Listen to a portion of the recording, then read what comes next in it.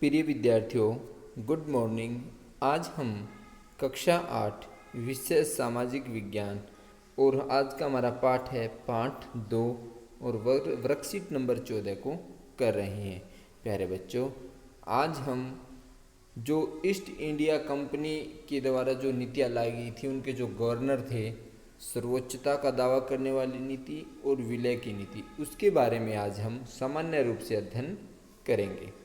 प्यारे बच्चों, सर्वोच्चता की नीति क्या थी? इस नीति के अनुसार 19वीं शताब्दी की शुरुआत से ईस्ट इंडिया कंपनी अपने क्षेत्र के विस्तार की आक्रामक नीति पर चल रही थी। गवर्नर जनरल लॉर्ड हेस्टिंग ने सर्वोच्चता की एक नई नीति शुरू की और इस नीति के अनुसार ईस्ट इंडिया कंपनी ये दावा करती थी कि उसकी सत्ता सर्वोच्च है, अर्थात सबसे ऊंची है, इसलिए वह भारतीय राज्यों से ऊपर है और वो अपने हितों की रक्षा के लिए भारतीय रियासतों पर कब्जा करने या फिर कब्जा करने की धमकी देना अपना अधिकार मानती थी। कौन? East India company. यह सोच बाद में भी अंग्रेजों की नीतियों में दिखाई देती है और इसको लागू करने वाला कौन है? Lord Hastings. अंग्रेजों की इस नीति का पुरजोर विरोध हुआ, मतलब बहुत ज़्यादा विरोध हुआ, जब अंग्रेजों ने दक्षिण भारत में कित्तूर, जो अब कर्नाटक राज्य में है, जैसे छोटे से राज्य को अपने कब्जे में लेने का प्रयास किया, तो यहाँ की महारानी थी चेन्नम्मा।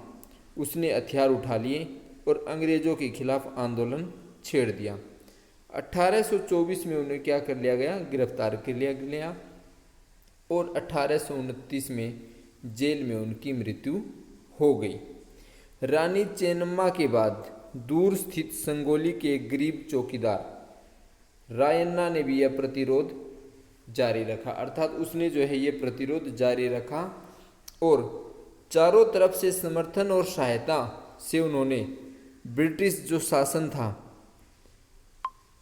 और बहुत सारे जो ब्रिटिश सिविल थे उस समय में, उनको और उनके दस्तावेजों को नष्ट कर दिया।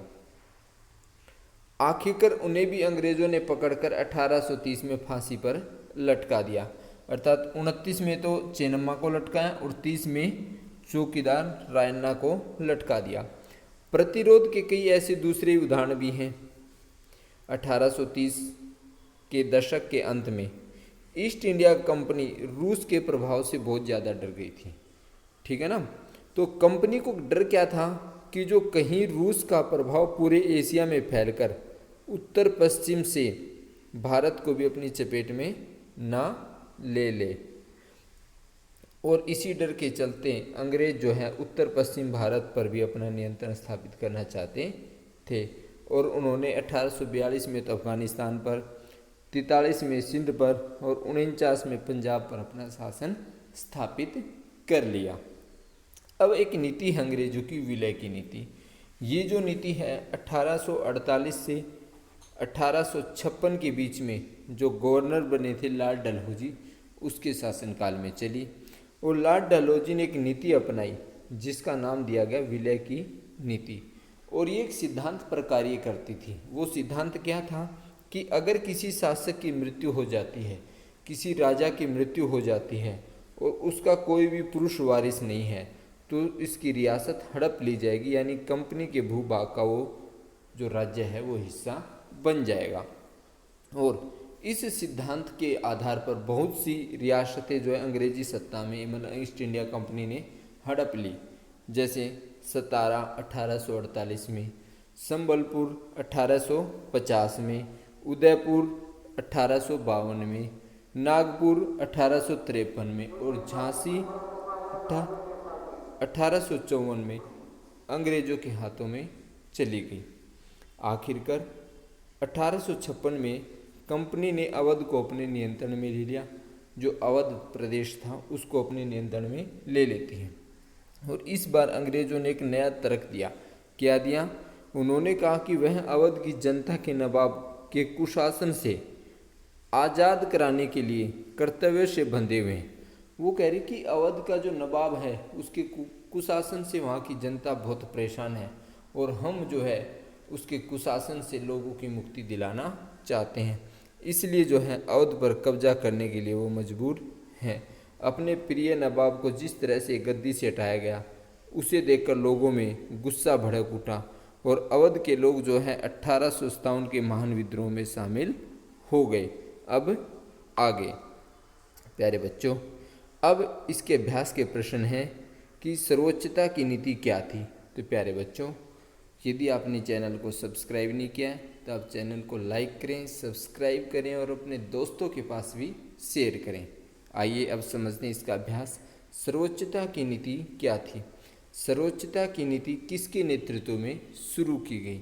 इस नीति के अनुसार अर्थात सर्वोच्चता की नीति के अनुसार कंपनी अपने हितों की रक्षा के लिए भारतीय रियासतों पर कब्जा करने या कब्जा करने की धमकी देना अपना अधिकार मानती थी। और ये जो किसके नेतृत्व में शुरू हुई? ये लॉर्ड हेस्टिंग के नेतृत्व में इस नीति की शुरुआत हुई। अब हमारा प्रश्न नंबर 2 है, विलय की नीति का सिद्धांत क्या था? यह सिद्धांत अनैतिक क्यों था? प्यारे बच्चों, जैसा कि हमने वर्कशीट में पढ़ा कि 1848 से 56 तक जो शासक रहा वो लॉर्ड डलहौजी रहा, गवर्नर जनरल, और उसने एक नीति की शुरुआत की जिसे विलय की नीति नाम दिया गया। विलय का मतलब होता है हड़पना, हड़पने की नीति। तो उसने एक नीति अपनाई जिसे विलय की नीति नाम दिया गया। किसने अपनाई थी? लॉर्ड डलहौजी ने। और इसके अनुसार यदि किसी राजा की मृत्यु हो जाती और उसका कोई पुरुष वारिस नहीं है तो उसकी रियासत को हड़प कर लिया जाता था। ये इस नीति में कहा गया। अब अनैतिक क्यों थी ये मैं बताता हूँ। अनैतिक इसलिए थी कि भाई मान लो किसी के पुरुष वारिस नहीं है, महिला वारिस है, तो शासन तो उसको भी सौंपा जा सकता है। किंतु उन्होंने एक कंडीशन लगा दी कि पुरुष वारिस नहीं है तो आप गोद नहीं ले सकते। बहुत सी और कंडीशनें भी लगा दी थी। तो इन सब कारणों से ये जो नीति अनैतिक थी। प्रश्न नंबर 3 हमारा सर्वोच्चता की नीति। अब हमारा प्रश्न नंबर 3 है कि सर्वोच्चता की नीति के तहत दक्षिण भारत के किस राज्य पर कब्जा करने का प्रयास किया गया और इसका परिणाम क्या हुआ? तो प्यारे बच्चों, प्रश्न नंबर 3 का आंसर है ये कि सर्वोच्चता की नीति के तहत दक्षिण भारत के कित्तूर, जो अब कर्नाटक में है, जैसे राज्य को अपने कब्जे में लेने का प्रयास किया गया। और इसके परिणाम स्वरूप जो कित्तूर की रानी चेन्नम्मा ने क्या कि हथियार उठा लिए और अंग्रेजों के खिलाफ आंदोलन छेड़ दिया। और उसके बाद जो चौकीदार था रायन्ना, उसने भी जो है विरोध जारी रखा और जितने भी अंग्रेजों के कुछ शिविर वगैरह थे वो नष्ट कर दिए गए और अंग्रेजों ने बाद में जो उसको फांसी पे लटका दिया। ये सब इनके परिणाम हुए। प्रश्न नंबर 4 है, ईस्ट इंडिया कंपनी जो रूस के प्रभाव से क्यों डरी हुई थी? तो प्यारे बच्चों, कंपनी को ये डर था कि कहीं रूस का प्रभाव पूरे एशिया में फैलकर उस उत्तर पश्चिम से भारत को भी अपनी चपेट में ना ले ले, और यदि रूस का प्रभाव यहाँ पे स्थापित हो गया तो उनकी कंपनी जो आज जो फल फूल रही थी वो खतरे में पड़ जाएगी। प्रश्न नंबर 5, यदि आप कित्तूर के नागरिक होते तो कंपनी का विरोध क्यों करते? तो प्यारे बच्चों, भाई हमारे यदि राजा पर कोई अत्याचार करेगा, यदि कोई विदेशी कंपनी हमारे राज्य को कब्जे में लेने का प्रयास करेगी, तो मैं जो है उस राज्य का नागरिक होने के नाते उसका जो है पुरजोर विरोध करता या करते। हम में करते, मैं होता करता। प्रश्न नंबर 6, विलय की नीति और सर्वोच्चता की नीति अंग्रेजों की किस सोच को दर्शाती हैं? तो प्यारे बच्चों, विलय की नीति और सर्वोच्चता की नीति कंपनी के क्षेत्र विस्तार और भारतीय राज्यों को बलपूर्वक हड़पने की सोच को दर्शाती है।